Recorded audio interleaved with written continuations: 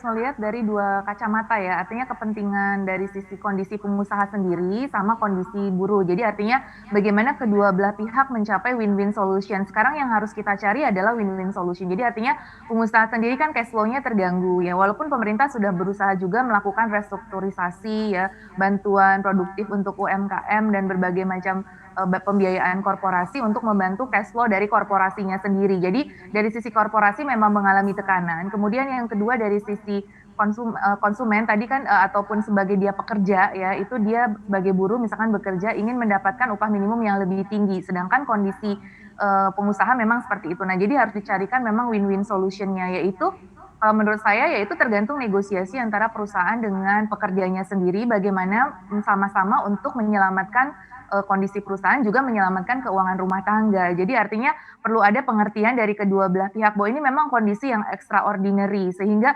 walaupun misalkan tidak naik, tapi kemudian kan ada bantuan-bantuan dari pemerintah. Contohnya kemarin ada subsidi upah. Nah, subsidi upah untuk yang di bawah 5 juta itu kan untuk mendorong konsumsi juga. Nah, perusahaan harus lebih proaktif agar misalkan buruh-buruhnya terdaftar sehingga mendapatkan bantuan itu. Atau kemudian mendapatkan bantuan dari kartu prakerja untuk pelatihan-pelatihan upskilling. Jadi mungkin upah tidak naik, tapi ada kompensasi-kompensasi lainnya, misalkan berbentuk pelatihan dari pemerintah itu untuk meningkatkan skill sehingga nanti ketika sehingga nanti dengan skill tambahan mungkin si pekerja itu lebih fleksibel diberikan waktu oleh pengusaha untuk mencari sampingan-sampingan pendapatan lainnya. Jadi mungkin dari sisi waktu lebih berkurang sehingga waktunya yang berkurang itu bisa dipakai untuk dia misalkan melakukan kegiatan usaha rumahan, misalkan menjahit masker, memproduksi masker atau kemudian kuliner makanan yang bisa dikerjakan di rumah dan kemudian bisa delivery sehingga itu ada tambahan. Jadi dari pengusaha misalkan bisa membantu meningkatkan skilling atau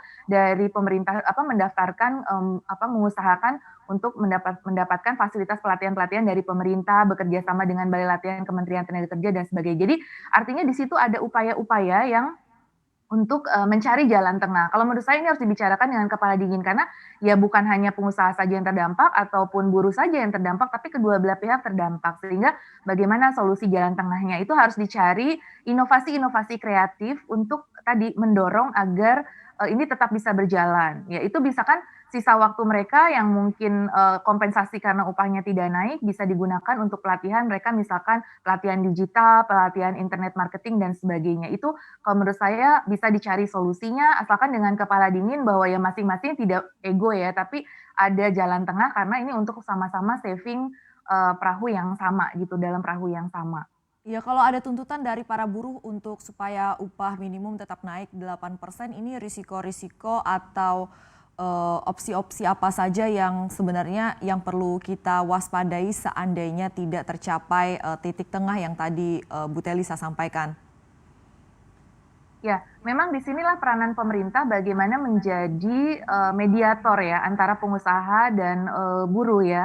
Jadi tripartitnya itu berjalan. Jadi memang ke dalam kondisi deadlock ya tidak ada solusi. Memang di situ peranan pemerintah itu harus masuk ya sebagai pihak yang mencarikan solusi. Nah,